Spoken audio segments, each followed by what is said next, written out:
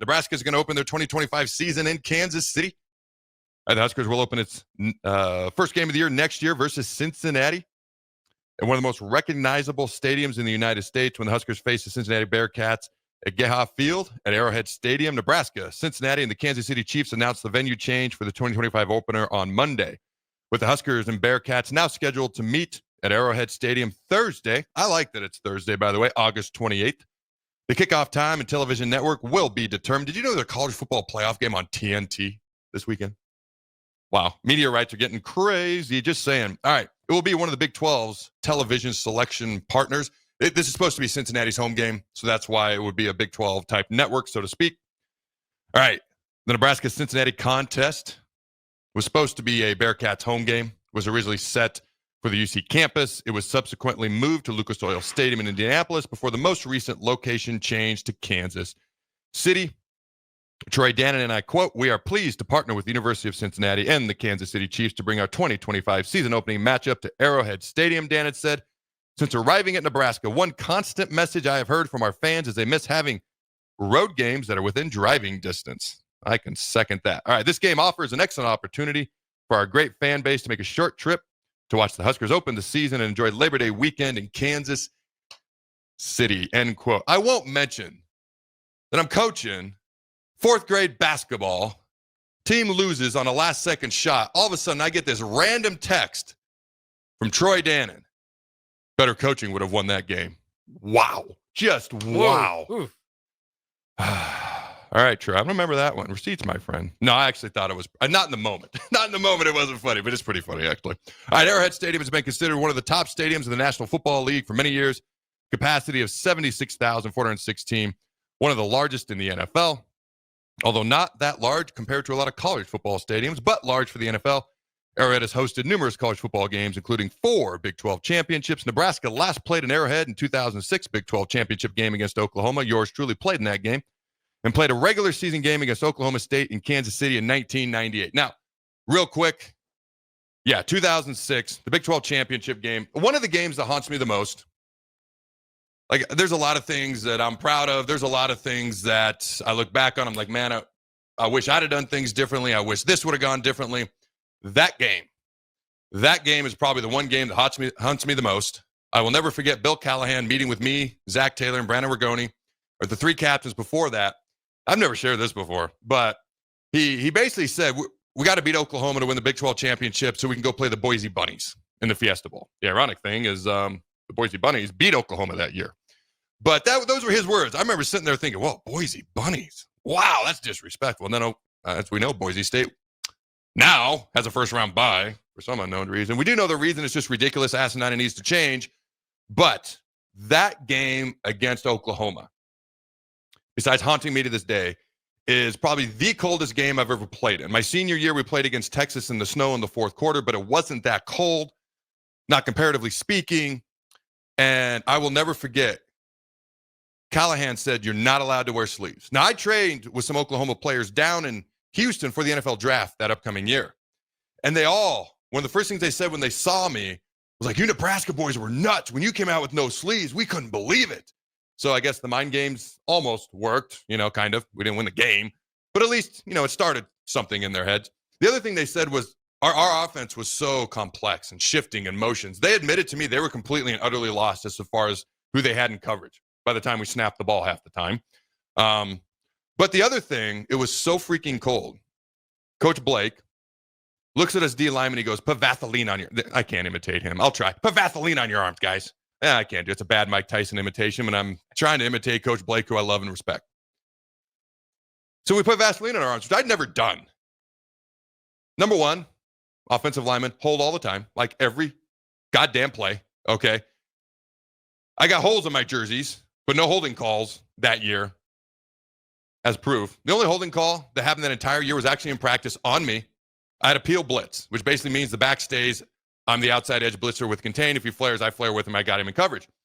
So I thought he wasn't going to flare. All of a sudden he flares and he's going to be wide open. So I reach out and I grab him briefly, just like a nanosecond.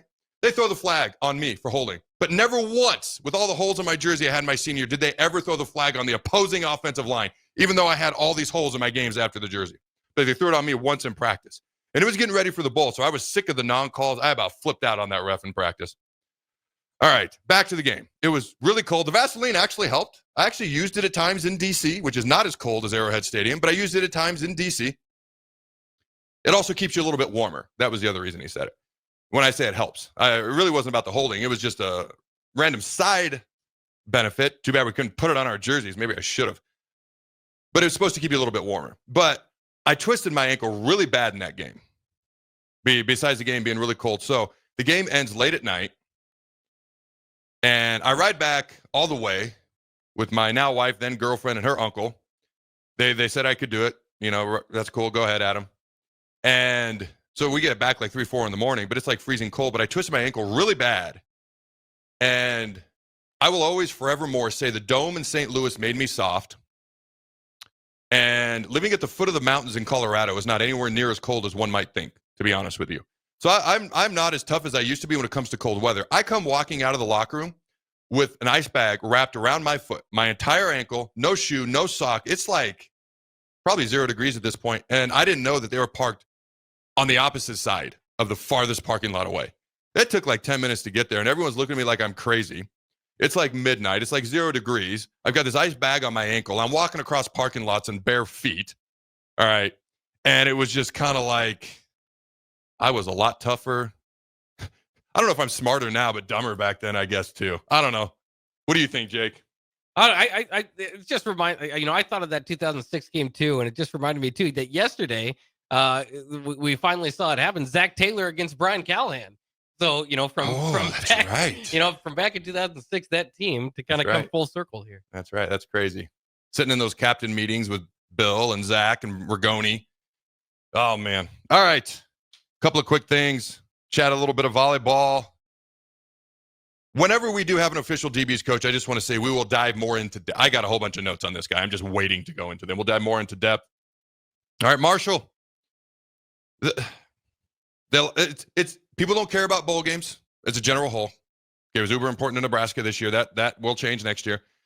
And the transfer portal just makes no sense. Marshall has opted out of their bowl game. Only the second time this has ever happened. The Gator Bowl a few years ago it happened. Okay, Rutgers ended up going in. Well, there was that one time in 2020. I don't want to talk about that one. I digress. But Marshall's opted out of their bowl game. That's just crazy to me. All right, it's actually not. It's actually perfectly normal. It just should be crazy to me. Michael Vick has interviewed to be the head coach at Norfolk State in Virginia. You got to keep in mind, he is a Virginia guy, Virginia native, went to Virginia Tech, grew up in Virginia. Him and Allen Iverson were the 2 highest-rated quarterback recruits that came out in those years, by the way. Allen obviously went to the orange pumpkin smashing, pounding stuff. I say that as a joke. I actually love basketball. One of my buddies that I used to know hated basketball, and he called it that one time. I was like, holy crap. I like basketball, but that's still kind of funny.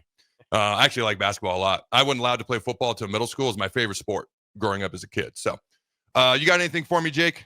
Oh, well, I just got to ask you, did you ever, I mean, you were in the NFL at the same time as Michael Vick. Did you ever have a chance to try to sack him?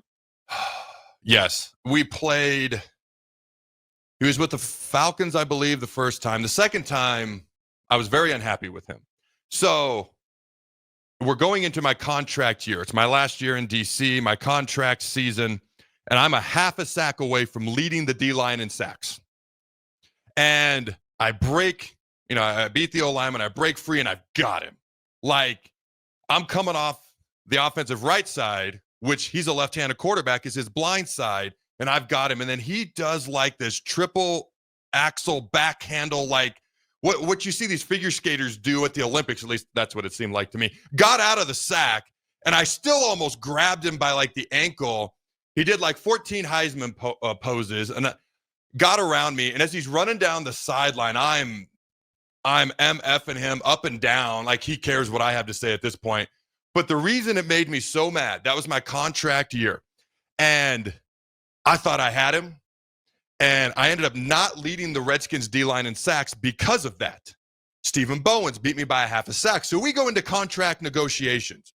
And I wanted to look Bruce Allen in the eye and say, you guys didn't play me on nickel, and I still led the D-line in sacks. Instead, what I heard was, Adam, we don't play you on nickel, and you didn't even lead the D-line in sacks. And he used it against me in contract negotiations. And I, to this day, to this day, I've let it go, Jake. It doesn't bother me at all. It doesn't harbor inside of my heart at all when his name is brought up. Like, oh my gosh, I was so mad at him.